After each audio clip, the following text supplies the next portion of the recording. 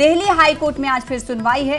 आपको बताएं कि इंजीनियर अब्दुल रशीद बारामुल्ला से रुकने पार्लियामेंट हैं और जमानत या अर्जी उनकी तरफ से इसलिए दाखिल की गई थी क्योंकि इस वक्त पार्लियामेंट सेशन चल रहा है, लिहाजा अर्जी दाखिल करते हुए ये मांग कर रहे थे कि उन्हें पैरोल दिया जाए ताकि वो अपने इलाके के मुद्दे को पार्लियामेंट में रख सकें और पार्लियामेंट के इजलास में शामिल हो सकें। लिहाजा कई बार सुनवाई हुई और आज फिर सुनवाई होने वाली है। एनआईए की तरफ से क्या कुछ जवाब दाखिल किया जाएगा, ये देखने वाली बात होगी।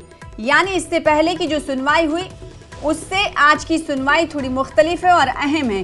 किस तरह से ये मुख्तलिफ है जानेंगे। हमारे साथ शंकर आनंद जुड़ रहे हैं इस खबर पर ज्यादा जानकारी के साथ। शंकर, कई बार सुनवाई हुई है और आज जो समाअत है पिछली हुई सुनवाइयों से अलग है क्योंकि आज एनआईए को जवाब दाखिल करना होगा। जो दिल्ली हाई कोर्ट ने सवाल पूछा था, कितने बजे सुनवाई होगी बताइएगा। तो देखिए, आज ये जो सुनवाई है बेहद महत्वपूर्ण है क्योंकि जिस तरह से पिछली सुनवाई की अगर बात करें तो पिछली सुनवाई के दौरान में इस मामले पर जिस तरह से एनआईए के द्वारा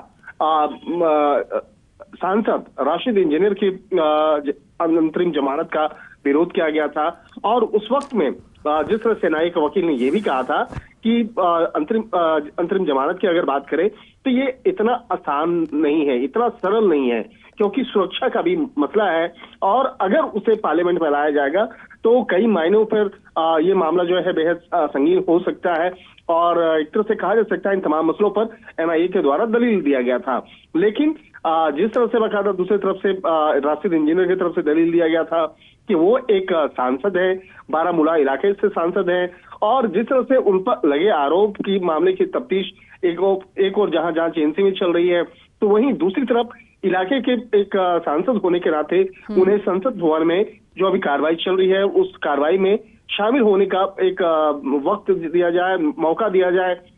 लेकिन इन तमाम मामलों पर जिस तरह से पिछली सुनवाई के दौरान में जस्टिस विकास महाजन ने कहा था कि इस बीच ये न्यायिक हिरासत में अगर संसद सेशन में अगर शामिल होते हैं तो एक निर्वाचित सांसद है और एक चुने हुए एक प्रतिनिधि हैं तो उन्हें हिरासत में भेजने में क्या परेशानी है। तो अदालत ने इस मुद्दे पर निर्देश देने के लिए एनआईए के वकील को आज तक का वक्त दिया गया था और आज इस मामले में एनआईए के वकील के द्वारा विस्तार से तमाम दलीलों को रखा जाएगा। तो निश्चित तौर पर कहा जा सकता है कि राशिद इंजीनियर से मसले पर आज एक बेहद महत्वपूर्ण सुनवाई आज है और आज कोर्ट को इस मामले पर फैसला लेना है जी। क्योंकि जब भी सुनवाई होती शंकर आनंद तो पिछली सुनवाई को देखा जाता, आपने भी इसका जिक्र किया कि किस तरीके से सवाल पूछा गया था एनआईए की तरफ से, एनआईए को जवाब दाखिल करना है। लेकिन पिछली सुनवाई को अगर देखें तो क्या ये लगता है कि कस्टडी पैरोल की गुंजाइश एनआईए जब जवाब दाखिल करेगी तो हो सकती है कि हालांकि ये बहुत जल्दबाजी होगी कहना, लेकिन क्या लगता है?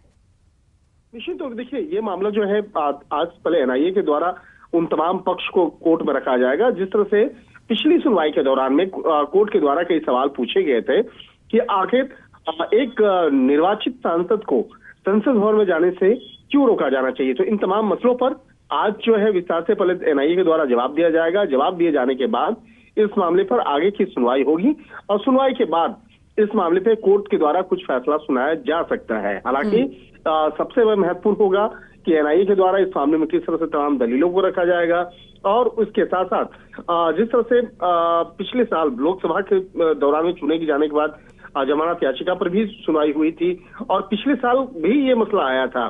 तो इस बार एनआईए अदालत ने उसे उस वक्त में इस आधार पर अधर में छोड़ दिया था कि यह जो स्पेशल एमपी एमएलए कोर्ट जो है ये नहीं है। सुनवाई के दौरान हाई कोर्ट प्रशासन की तरफ से पेश वकील जो है स्पष्टीकरण के लिए जो शीर्ष अदालत है उसमें एक जो एप्लीकेशन है वो दायर किया गया। तो निश्चित तौर पर कहते हैं कि आज का ये मामला बेहद महत्वपूर्ण होगा।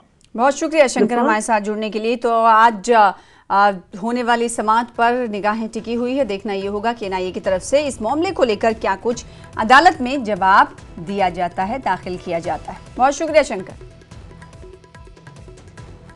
और इस वक्त की बड़ी खबर कुपवाड़ा से आ रही जिसका रुख कर लेते हैं। मिचिल में तेंदुए ने हमला कर दिया। एक 40 साल शख्स पर तेंदुए ने हमला किया है। तेंदुए के हमले में शख्स आपको बता दें कि जख्मी हुआ है और जिसे इलाज के लिए पीएचसी दूधी में भर्ती करा दिया गया। तो बड़ी खबर इस वक्त की आपको दे रहे हैं कुपवाड़ा से, जहां के मिचेल में तेंदुए ने हमला किया है। तस्वीर भी आपको दिखाएंगे कि एक 40 साल शख्स पर जो हमला हुआ है वो उसे जख्मी इस तेंदुए ने कर दिया है। कहां-कहां चोटें आई हैं, तस्वीरें आप देख सकते हैं। अस्पताल में भर्ती करा दिया गया है। इस शख्स को पीएचसी दूधी में भर्ती कराया गया है। तो बड़ी खबर इस वक्त की हम आपको कुपवाड़ा के मिशेल से दे रहे, जहां पर तेंदुए के हमले में एक शख्स बुरी तरह जख्मी हुआ है, जिसे इलाज मुआवजा के लिए अस्पताल में भर्ती